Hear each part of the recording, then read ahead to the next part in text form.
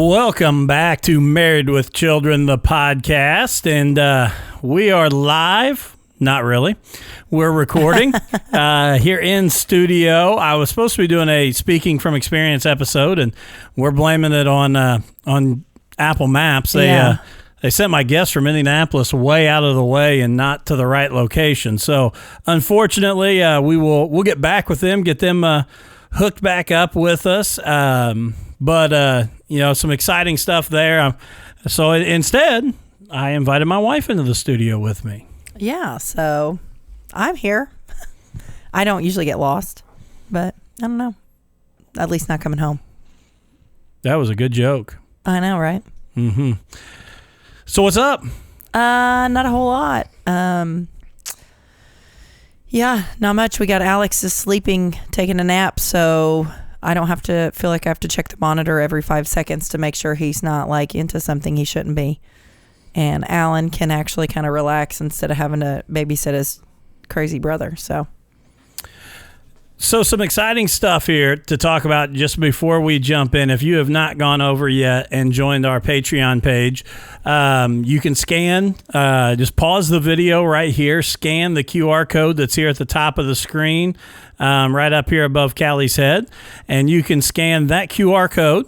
And it'll take you right to the page. It is $3 a month for one show. So if you could choose Married with Children, Speaking from Experience, Throttled Up, one of those shows will cost you $3. You get all the behind-the-scenes stuff, the exclusive episodes, the after the mics, any exclusive video content, exclusive contests for our fan club members. But for $5 a month, you get every show.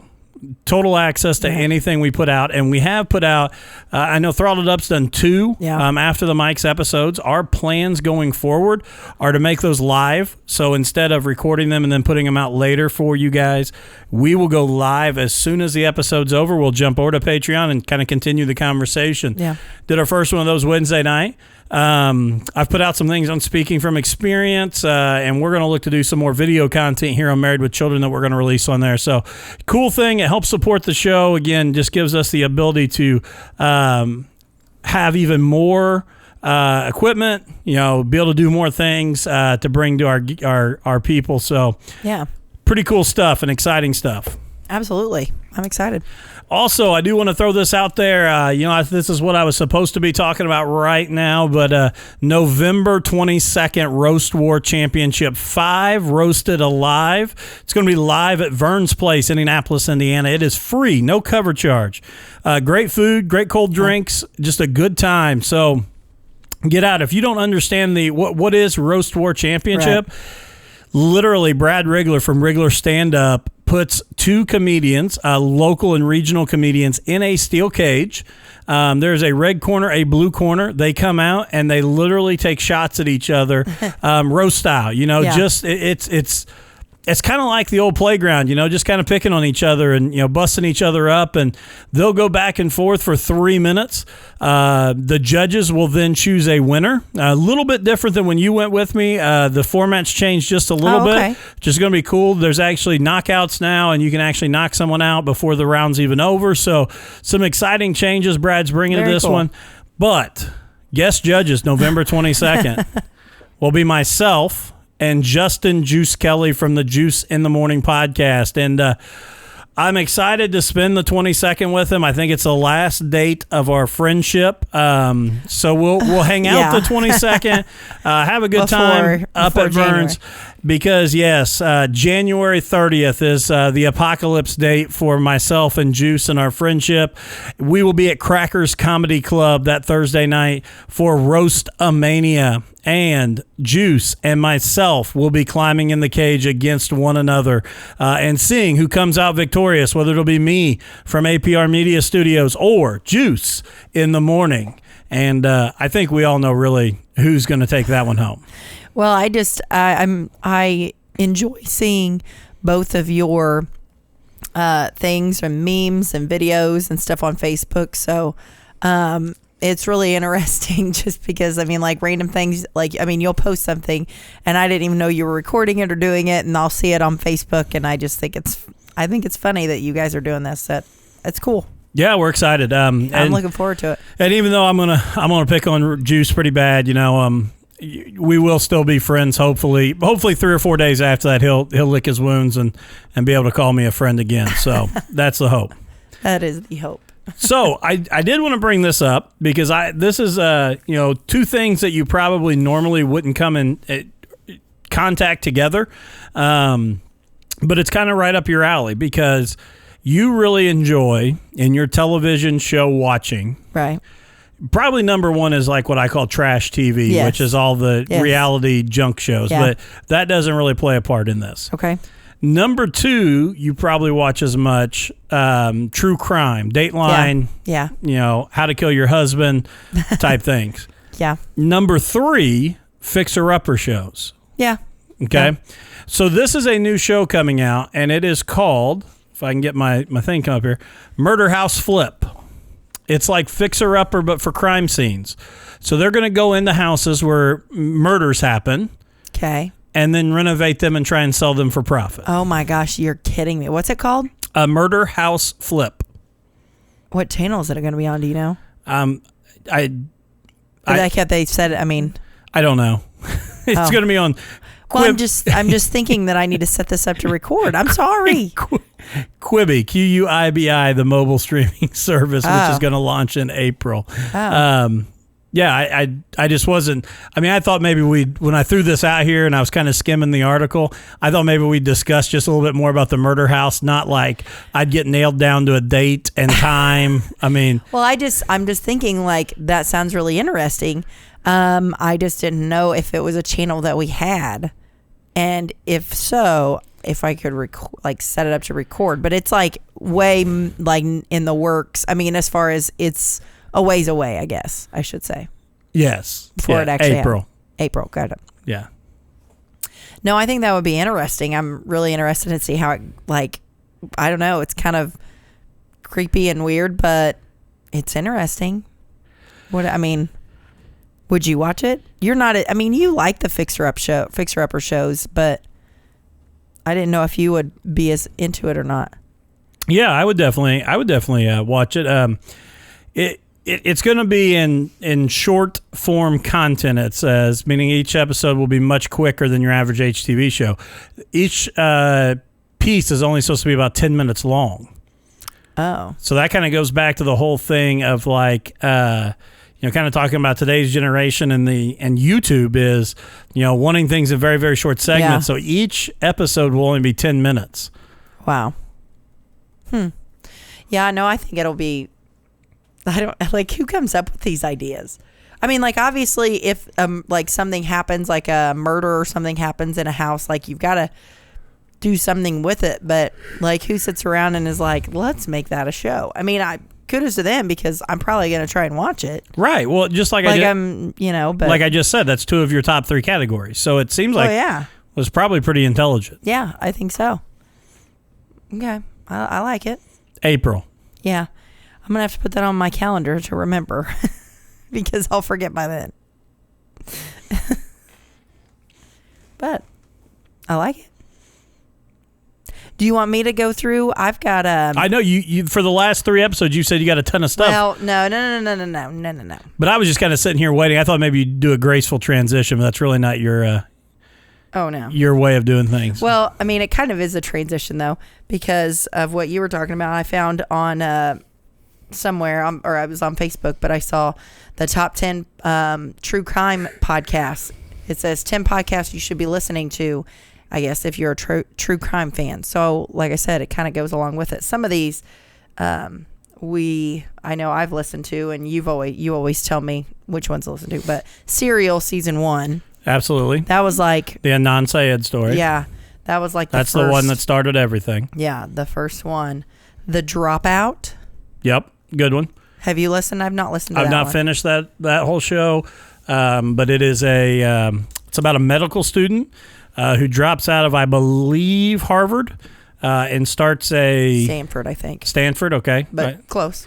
And starts a medical company that is basically all false. It's all false science and not real. Really? So, yeah. Okay. I'm saying no, I've not listened or watched or listened to that one. Criminal. Criminal, yeah, I've listened to it. Gosh, you're like on all, because I'm like, oh, I've not heard of this one. Maybe Dustin hasn't listened to this. Okay, Criminal. Dirty John. Yep, good one. Yeah, definitely listened to that one. I even watched. Did you watch the show that was on? Yes. On TV. Okay, my favorite. Not nearly as good as the podcast. Yeah, no, I agree with that. And it was kind of hard. Like I liked watching it, but it was like I already knew pretty much what was going to happen. So I don't know. I didn't enjoy it as much. Oh, darn it. My Favorite Murder. My Favorite Murderer? Murderer, yes. Sorry. I never got into that one. I've listened to it a few times, but I never got into it. Cults? Cults? Yeah. Nope, I haven't listened to it. If you've ever wanted a behind-the-scenes look at what goes on in one, but, from a safe distance, it says the Cults podcast is bidding for some attention. Let's see. I don't know. It says the show is focused on 2 episodes covering famous ones and lesser-known groups. So, I don't know. Cults, that's that one. The Clearing. I have listened to The Clearing. I think I've started this one, but no, I have listened to this one. Edward Wayne Edwards, yes. Yep. Yes, I have listened to that one. Accused. I think you've listened to that, or at least it's on our podcast list. I've listened to a few of those, I think. Let's see. It's a Cincinnati Enquirer lady is who does it. So, let's see. Confronting O.J. Simpson with Kim Goldman. That's a great one. I've not heard of that one, but yeah. Kim Goldman is Ron Goldman, who yes. O.J. is accused of killing as well, with Nicole Brown Simpson. And I actually heard about that one listening to Howard Stern. Kim Goldman was on there as a guest. Right. And talked about kind of the struggle she's had coming to grips with this. And Kim Goldman basically goes back kind of through the case. She interviews some of the key players in the case and kind of talks about, the conspiracies that go along with the OJ case, and kind of goes back through it all. It's a really interesting look. I know the thing that Howard Stern asked her, and I think it's a great question, is would she interview OJ? Right. And she said yes. She said she didn't know if she was mentally ready at that point, but she would love to sit down with him and actually interview him. And I think it's a crazy thought and feeling, knowing what, the personal nature of sitting here talking to each other in a mic is, I think that would be a really tough deal. So yeah, Confronting O.J. Simpson is a great podcast. Yeah, I need to listen to that because I've not seen all of the Netflix. The People versus O.J. Simpson. Yeah, I've not seen all of that one, but I think that'd be interesting. And Sword and Scale. Yeah, I'm not a fan. Not a fan of it? Not a fan. It's deep dives into lesser-known crimes and includes 911 tapes and police interviews. I don't know. Okay. It's had 145 episodes. So I just thought that was interesting as I was scrolling through. Obviously, we've talked a lot about podcast that you and I enjoy the true crime and that kind of thing. So I mean, where was that top 10 list from? It wasn't. I think I misspoke. It's not really like a top 10 podcast. It's just the 10 podcast. Oh, it's from Curiosity, maybe. Okay, because I'm gonna be honest. I think that it said the 10 podcasts you should be listening to if you're a true crime fan. So I mean, because I'm gonna say not the best list. Okay, so which ones do you think you would? Well, first of all, I mean, maybe not as well known, but our good friends at A Shot of Crime podcast. Yes. Yeah. Love those ladies. They just did a huge marathon throughout the month of October with some really great episodes. Yeah. Even though I am excited for them to kind of get back on their normal things. Yeah. Bardstown, another great podcast I'm listening right to now. that right now. Yeah. Comes from the news desk out of Louisville. Crime Junkie, another Indiana podcast, right? I really like that. That's here. That is one of the top ones across the nation. Yeah. Gangster House is a really good one. That's brought to you, I believe, by Wondery. Okay. Hitman is a good one right now. What else do I have? My Life of Crime is a good one. The Mysterious Mr. Epstein. Now that one it's extremely good, and it's extremely troubling to hear what he was able to get away with. The Devil Beside Me is a good one. That is the Chris Watts story. The gentleman who, I believe in Colorado, that killed his wife and 2 kids. Oh, yes. And then stood on the front porch. Crime Junkies did an episode on that, but I've not listened to that one, though. The Undercovers, that is a terrific podcast. Has Ed O'Neill from Married with Children, not the Married with Children podcast, but the Married with Children, Al Bundy. He narrates that one, and it is about undercover DEA agents, and it is tremendous. Okay. Great one.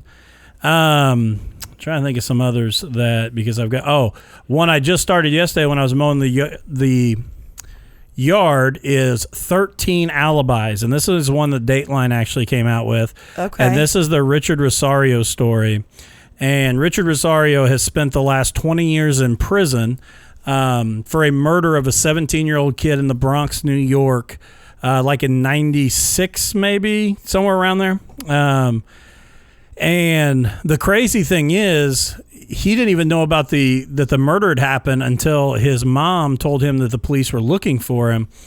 At least this is what he claims. Right. He didn't even know about it until his mom told him the police were looking for him because he was in Florida. So he flies back to New York, turns himself in, says, there's no way I committed this murder. I was in Florida. Gives them 13 names of alibi witnesses in the state of Florida. Okay. And still is convicted and sentenced to life. And the crazy thing is, 2 of the people he was staying with, his best friend that's in Florida is now a county sheriff's deputy, and his wife said, we know for a fact, even 20 plus years ago, that he was here that day because it's the day that they had their firstborn. And she said, I know he was here when I went into labor. So yeah, that's a great one right now to be listening to. Yes. No, I agree. Some of those I'm going to have to listen to because I like to binge listen to some of them, especially some of those that are like tell one story over multiple episodes and that kind of thing. So I like it, but Let me see here. There's a couple others I was going to. Root of Evil, that's a great one. Yes. Because I've deleted some of these. Okay. To Live and Die in L.A., tremendous one. Yes. The Shrink Next Door, tremendous. Broken Hearts, tremendous. I've not heard of that one. Culpable, another really, really good one. Gosh, I should be writing all these down. The Pope's Long Con, that's a really good one. That's another one out of Louisville, Kentucky. Really? Mm-hmm.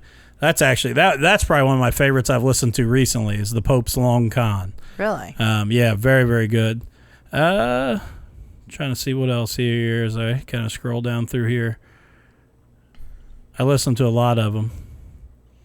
That's probably the big ones. Yeah, the first one I would say is The Pope's Long Con. Terrific one, especially if you're obviously from right around here because it talks about a pastor at a church just in Louisville, Kentucky, so really? Just about an hour from here. So just a really, really interesting story and it was really, really good. So I don't want to give anything away because you got to listen to it. I'm going to have to add that to my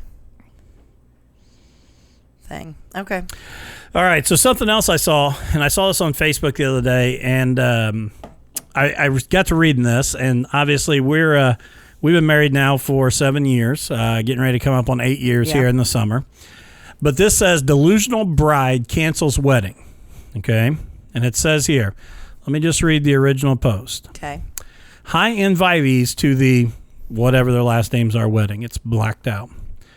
After much reflection and tear-filled conversation with our closest family members, we have decided to cancel our upcoming winter wedding. We will further notify this group when we are in a better place to reschedule. We thank each and every one of you for your generous early donations to our money fund. Can you believe we raised over $30,000? Unbelievable. Don't worry. The money you've donated will not be spent in vain, but rather used towards a honeymoon in the coming months. After we regain financial stability and hold calm in our hearts after a honeymoon will be announced, a new wedding date, and we will reopen our money fund for any further gifts. Weddings are expensive. We are blessed to have generous family members who gave us these large donations. It will help offset honeymoon costs and to scale to even better future wedding. We really couldn't have made it this far without you. Please stay tuned. In the meantime, I'll be updating our gift fund registry on Amazon if anyone would like to gift us something to take on a honeymoon. If you have any ideas or where we can go, please PM me or Edward. As mentioned, we will keep you updated when we are reopening our money fund and have a new wedding date in the works. Don't be too sad. The new wedding is going to be a hit. Love you, Pam. Are you kidding me? So they canceled the wedding, but not really cancel, like supposedly going to reschedule, but postpone, I guess you should say. But they're going to go ahead and go on the honeymoon. But they raised $30,000. Yeah. So the obviously, I know this will be the shocker of the show, but there were some people kind of upset about this. Yeah, slightly. So here's some of the guests' comments. This is a family member of the groom. Okay. Is this an effing joke? After raking in $30K, you decide to be greedy and use it all for yourselves? Bride's friend. Pam, what did I tell you about day drinking in all seriousness? Is the wedding really canceled? I've already gotten the time off for December 1st, which is less than a month away. Bride's friend number 2. All right, step the F back. What? Bride. Please calm down. You're making me feel very attacked and hanged up on. You chose to donate to me. If I want to use the money, who cares how? I told you the wedding is getting rescheduled, not canceled. So, but they're... Sorry. Please calm down. Oh, wait, that same one. Unknown family member. Please give me a call when you can. The bride. Why am I calling anyone? I told you in the nicest way possible that the wedding will be rescheduled at a later date. Don't you all have better things to do? Unknown family member. No, I'm wondering what the hell is happening. Everything was fine yesterday, and now you're taking a huge sum of money and ditching. It doesn't seem right. Because obviously they're taking all the money to go on this honeymoon vacation, really. And then, like she said, she's going to open it back up and hope that people donate more. $30,000? So this says Rich Uncle. Rich Uncle says, you aren't responding to my calls or texts, so I'm just going to tell you. You are to return my more than generous $12,000 donation on behalf of the blank family in 1 week. If on 11/13/2019 I do not see the money in cash in my bank account, I will be seeing you in court. This is unacceptable and is betrayal towards your family members. The bride. You're putting this on public social media? Have some freaking class. No, it's my money now. You gave it to me. I'm going through tough times, so now you want it back? That's not how donations work. Rich Uncle.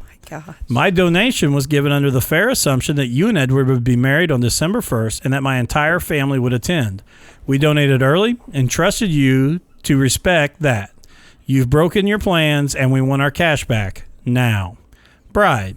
Hey, no reason to get all lawyery on me. Let's think about this. You will attend my wedding for sure, just on a different date. We'd like to use the money for various undisclosed personal purposes until then. Alrighty? Rich Uncle. That doesn't make me feel much better, Pam. I'll be waiting to get my money ASAP. The bride. Look, what difference does it make if I was going to use the money fund now versus later? If I was going to scam my family, don't you think I'd be more sneaky? Rich Uncle. I'd like my money back. Rich Uncle. Sorry to make you do this. Bridesmaid. Hey, girlie, I hope you're doing okay. I only gave $200, so I don't care what you do with it. But just to be clear, this is really all I could afford, so please enjoy. To everyone else giving her ultimatums, could you please consider Pam's feelings here and just know she isn't conning anyone? She just needs to reschedule. Aw, thank you, from the bride. I don't know why everyone's so upset at me. Could you help me trying to knock some sense into him? Girl, I'm so stressed with this right now. Bridesmaid. People care way too much about their money. If you were just rescheduling, they wouldn't be mad. Bride, exactly. It's all about the money. Greed takes over the best of us sometimes. Bridemaid, I'm so sorry this happened to you. Reaction so far? I cannot believe that somebody... Because there's more to come. Oh my gosh, I don't even know what to say. How can you... I mean, obviously she's probably already blown through all the money. That's probably the problem. Now she can't afford a wedding. I mean, I don't even know. And then the uncle gave $12,000. I mean, like, I don't really blame him for like being kind of a jerk. This is all on Facebook. Yes, is where it was. Yeah, all Facebook comments I'm reading. So this is from the groom's friend. The groom's guys. They're going to be really happy. I took a week off of work, donated $100, and now you're telling me you're going to use $30,000 effing dollars for a honeymoon before a wedding? Yeah. Are you insane? You got your lump sum and you say hasta la vista to your family and friends? $30K is financial stability and a couple bags of crack, but after your grad honeymoon, you're going to need a few months to regain financial stability, and then the cherry on the cake, you have the MFing on a bike's audacity to request more gifts. How have I unknowingly digested any drugs? Because this is insane. The bride. Laughing my butt off, you're funny. You have the wrong idea. Actually, as long as your gift left your bank account and into mine with your own consent, how is that any of your business how I actually spend that money? It's going to a pre-wedding honeymoon, and then some of the extra will fund an even more extravagant wedding. So I wanted to cancel, but I really don't even need to tell you what I'm using it for, now do I? Groom's friend, is this a joke or a bunch of excuses? Because I can't tell anymore. Grandmother of groom, please answer your phone. Bride, right now I can't. Edward and I have a lot to deal with. Grandmother of groom, it'll take 5 minutes. Please answer it now. Bride, read my update. So she's probably updated, says she's not taking calls. So this says snitch. You're trending right now on Reddit. All right, who's the snitch? Some guy. Holy crap. Some family member. Knew would get on the news somehow. Italian pride. The bride. And this is a long one. Everyone, I am here to address each and every one of you. I will not be accepting calls or replying to texts or emails. Edward and I have been bombarded with them all day and night. Someone has even taken my post out of context and put me on blast on the tabloid website Reddit. Now my name has been tarnished and left out to rot. And to think I trusted all of you. Now I am nothing. You have whittled me away until I am shaking with tears. Edward had to bring me to urgent care because I felt lightheaded and distraught. I even questioned my mental state. Not fun. The bill came out to $765. Thank God you'll be forced to pay with that. Thank God you will be forced to pay for that with the money fund. I will need to take an extra week off life in order to recover. I'm going to embark on a social media, phone, and internet blackout. Do not contact me. I need to put my emotional zen first. I need to fully heal from the emotional damage I've endured as a result of the slanderous attack from my own family and friends. And you can effing foot the $2,000 bill. I don't care. Once I recover, I will decide when we can all talk in person to discuss this situation. I hope to have a wedding, but not sure if this trust can be rebuilt. In the meantime, please consider donating any spa. Are you kidding me? In the meantime, please consider donating any spa or personal care items to my home address if you even care about me at all. We lost close to $3,000 from the money fund due to medical expenses, and we would like the more affluent members of our family to consider donations as a courtesy. Remember, I will be on a social media blackout starting in an hour. You can contact my fiance if you must. As Genghis Khan once said, silence isn't empty, it's full of answers.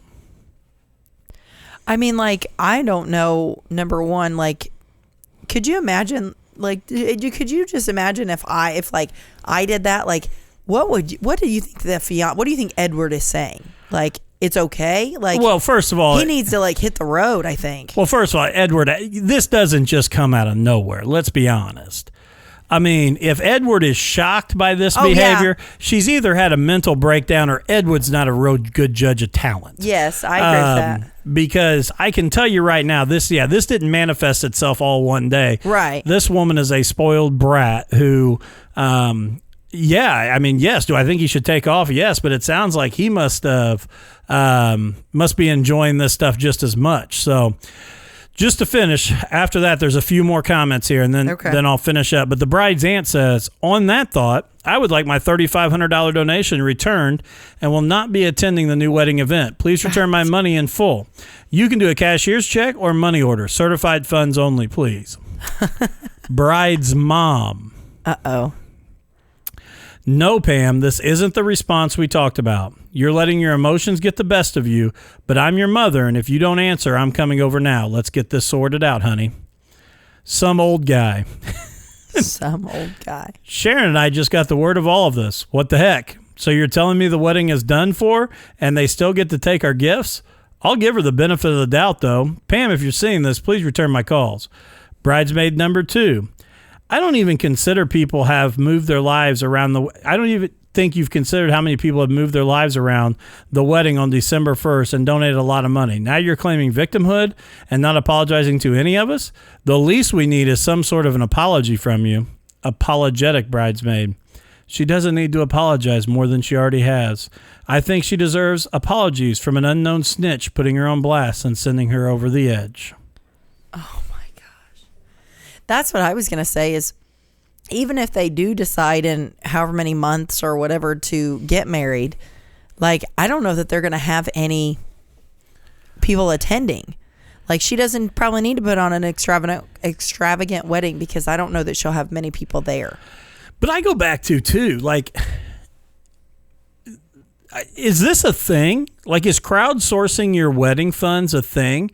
Like, I know you asked for gifts, and obviously we did as well. Everybody does. You have a gift registry, and you get gift cards and cash, and people are very, very generous at weddings. I'm not saying that we were like something that no one else is, but like, we didn't ask for it up front. That's what I don't understand is like how. I mean, I don't understand at all. Like, I mean, if this is a thing, I'm considering getting married more often. We totally missed out on that. But I mean, like, I know people do like the honeymoon fund type thing, like to where, I mean, like you can either donate money to the honeymoon or you can like purchase a certain excursion or something of some sort for them. Like that I have no issue with. Like, no, but I don't want my wedding gift going for the wedding. Like, I don't feel like that's my responsibility. It's like I'm paying for my own, like, drinks or food or, like have a less extravagant wedding if I have to pay to be your wedding. Yeah, no, I agree. I don't mind helping you. I mean, I don't mind getting you a toaster for the house or whatever, but I'm not into paying for your wedding. But that's what I mean is I know I have not heard of that. I didn't know that was a thing. I mean, and especially, I mean, I don't know. I mean, obviously, a lot of times, like the parents or somebody may help, with different purchases or whatever. But like, as a friend, any of the weddings that you've been into, have you ever donated money for the actual wedding other than buying a gift? I mean, I don't have that much money. I don't have that much money either. I'm not gonna I'm not trying to be mean, but no, I mean, in the weddings I've been in, I mean, the most expensive thing always is the bachelor party. Oh, bachelor party, yeah. Oh, yeah. So, yeah, I have never heard of that. And I don't know who this person is, but oh, my gosh. But I want to have her on the podcast. Oh, my gosh. Just to let her tell her side of the story. I just love, how good she is at playing victim. Like, oh, my gosh, I feel so attacked right now. I can't believe my phone is blowing up off the hook and texts and calls. And, I mean, I just never would have expected. I mean, like, what did she think? You had people donate hundreds or thousands of dollars and be like, yep, well, we're just postponing. And I think it makes it, okay, let me ask you, do you think it makes it worse that she's like, we're like canceling / postponing it, but we're going to take a honeymoon? Like they must have already purchased and paid for the honeymoon stuff, or whatever. So they're going to go ahead and go on the honeymoon. They're not canceling that part of it. But I'm sure they're going to go on honeymoon number 2. Well, she didn't say that. Don't put words in Pam's mouth. I'm sure. I mean, they're going to have a more extravagant wedding. Let me tell you, Pam does enough putting words in her own mouth. Don't add words to Pam's mouth. Wow. I mean, like, I think that, in my opinion, I think that makes it, the whole thing's bad, but that makes it worse that it's like all this stress and all this stuff I got, but I'm going to go on the honeymoon because I've already got days off. I've already paid for it and I can't cancel my flight, or whatever. Oh my gosh. That's awful. That is awful. I do like the comments, though. That's probably my favorite part. I don't know. What else you got? Let's see. Well, I had a video, but I don't really know how to get you to watch it because it's on my Facebook. So we may have to do that one a different time. But this it's a funny video. I don't know if you've seen it yet, but this is kind of a little bit older, maybe a few. Let's see, about a month or so. But did you see read about the boy way back when we had like college day, at school, and you wore your college shirts and all that? Yeah, the UT kid. Yeah. Yeah, absolutely. I would say, That was the coolest thing ever. I know. I thought that was really cool. And I've had that saved in my Facebook forever. Yeah, UT Pride Day, and he made his own shirt, and then the University of Tennessee caught fire of it. Yeah. They created the shirt. The shirt was a sensation, Yes. sold millions of dollars worth of them. And then UT turned around and gave him a full ride scholarship to the University of Tennessee. I don't remember how old. I mean, like he's elementary. I think like 5th grade, I believe. And but they said that there were kids making fun of him because he literally made his own, like you said, made his own shirt and everything. And so I just thought that was so cool. And the picture and stuff that they used, like of obviously his drawing and stuff. Yeah, that was an awesome story. But yes, no, I know it's a little bit older, but I did think that was pretty cool. And I do want to show you the video, but we'll have to do that next time. Okay.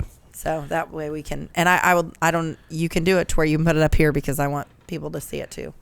Okay. We can do that. Because I think it's cool. Okay. That's all I got though. Testing. Uh-oh. Yeah, that's not good. All right. We're good on this. We just, we haven't been recording any sound on the video. Oh. So I will have to go back and fix that. So yeah, no problem. Yep. So we've got it all in here. No biggie. So last thing again, go over, join our Patreon page. Give us a like there. Don't forget, November 22nd at Vern's Place, Roast War Championship 5, Roasted Alive. And then again, January 30th, Roastamania, me versus Dustin Juice Kallie in the steel cage that Bragg Wrigler is going to bring. Who will come out on top? Justin the Juice Man or myself? I'm so excited. I think that's so fun. You guys have already started talking smack, and it's like 2 or 3 months away. Oh, it's only going to get worse. Oh, I know. Yeah, and check me out. I should be this Wednesday night, should be on the Juice in the Morning podcast. Going to go up and record with them actually in Zionsville at a stand-up Wrigler comedy show. Wrigler will be there with us, talking a little bit about not just Roast War Championship 5, but Roastamania, Juice versus Roller. So don't forget to check us out there. Cool. Anything else, Cal? Nope, I think we're good. All right. Thanks, everybody. Have a great week.